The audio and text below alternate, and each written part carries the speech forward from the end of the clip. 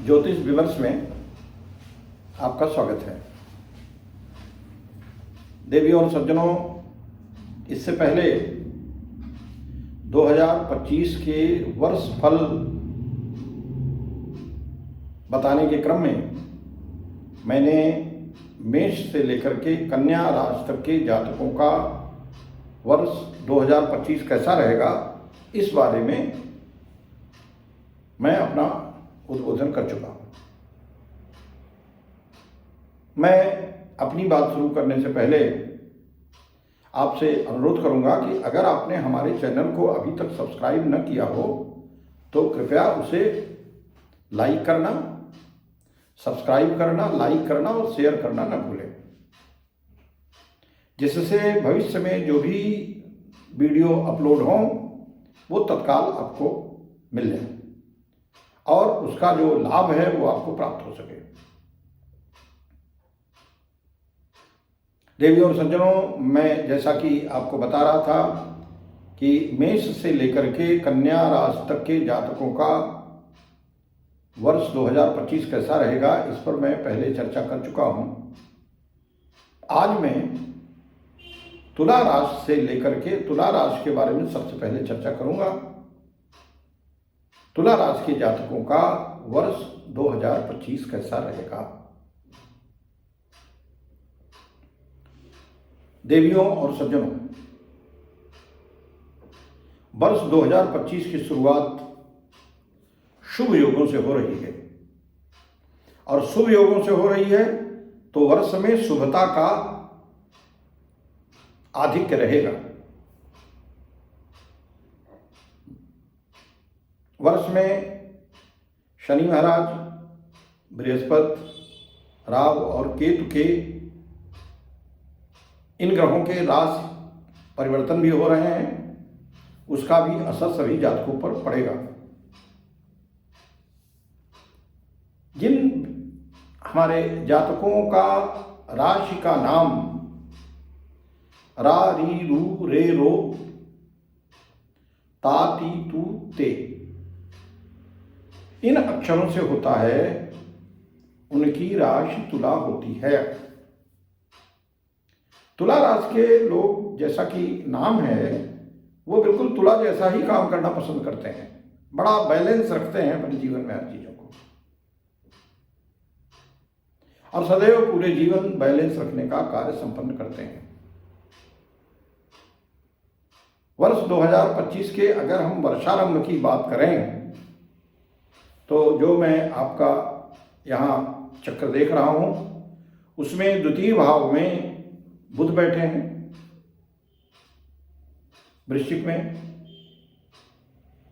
धनु में तीसरे भाव में सूर्य बैठे हैं, पांचवें भाव में शुक्र और शनि बैठे हैं, छठे भाव में राहु बैठे हैं, आठवें भाव में गुरु हैं, वक्री हैं, बैठे हैं, 10वें भाव में वक्री होकर मंगल बैठे हैं और 12वें भाव में केतु बैठे हैं।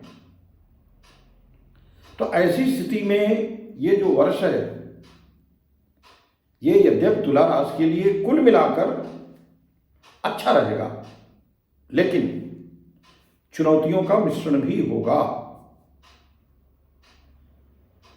पहली छमाही में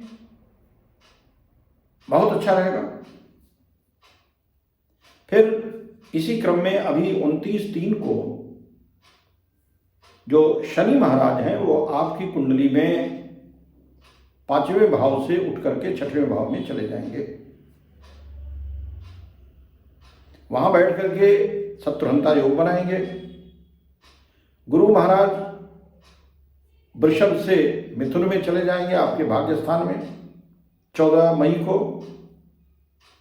राहु और केतु का भी 18 मई को राशि परिवर्तन होगा और वे क्रमशः एक एक राशि पीछे आ जाएंगे, अर्थात राहु इस समय मीन में है, कुंभ में आ जाएंगे और केतु कन्या में है तो सिंह में आ जाएंगे। तो ये वर्ष आपकी परिश्रम से प्राप्त सफलता का वर्ष जाना जाएगा। मार्च में जैसे ही शनि की अनुकूलता आएगी 29 मार्च को, वैसे ही सबसे बड़ी चीज जो होगी वो आपकी जो पुरानी समस्याएं हैं उनका समाधान हो जाएगा। मई के बाद गुरु जैसे ही भाग्य स्थान में पहुंचेंगे तो गुरु की भी अनुकूलता आपको प्राप्त होने लगेगी। विद्यार्थियों के लिए यह वर्ष सफलता का सूचक है। प्रेम, विवाह, वैवाहिक जीवन आदि के लिए यह वर्ष अच्छा है जो हमारे तुला राशि के जातक हैं।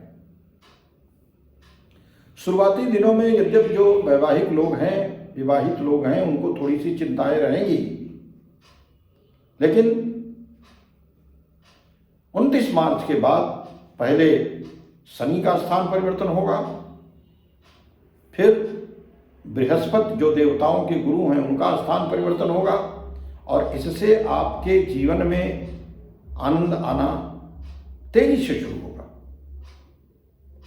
हाँ, थोड़ा स्वास्थ्य पे ध्यान रखने की जरूरत पड़ेगी।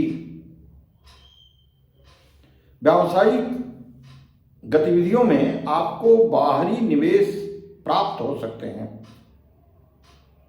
ये एक बड़ी चीज तुला राशि के जातकों की है।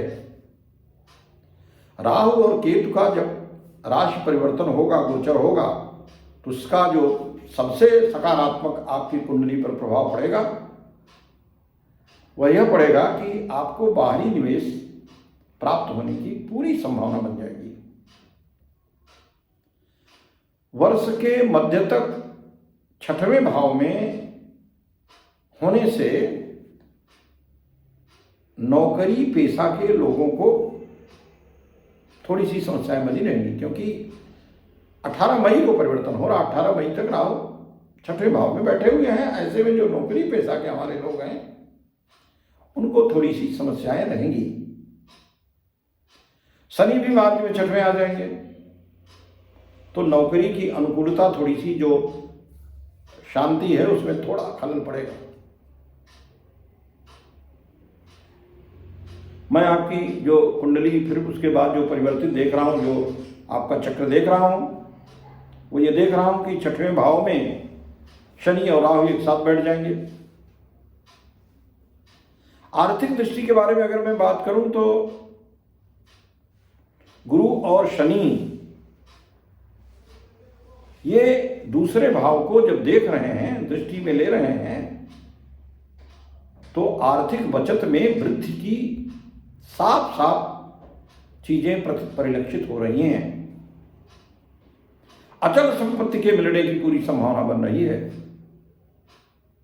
वर्ष में वाहनादि सुख, बृहस्पति के 9वें पहुंचने पर आपको भाग्य का जो उदय होगा उससे न केवल अचल संपत्ति के प्राप्त होने की संभावना है, वाहन आदि सुख मिलने की भी संभावना है। यहां मैं आपको एक चीज और बताना चाहूंगा कि बृहस्पति के 9वें भाव में पहुंचने पर शनि की दृष्टि 6वें पर, शनि वहां पहुंच जाएंगे। तो जब शनि 6वें पे पहुंच जाएंगे तो जो सबसे बड़ी चीज है वो ये है कि आपका जो रुका हुआ धन है, कहीं आपने दे रखा है वो वापस नहीं हो रहा है, कहीं बिल्कुल दबा हुआ है, डेढ़ सा पड़ा है, तो वो आपको मई के बाद मिलने का पूरा पूरा योग बन जाएगा।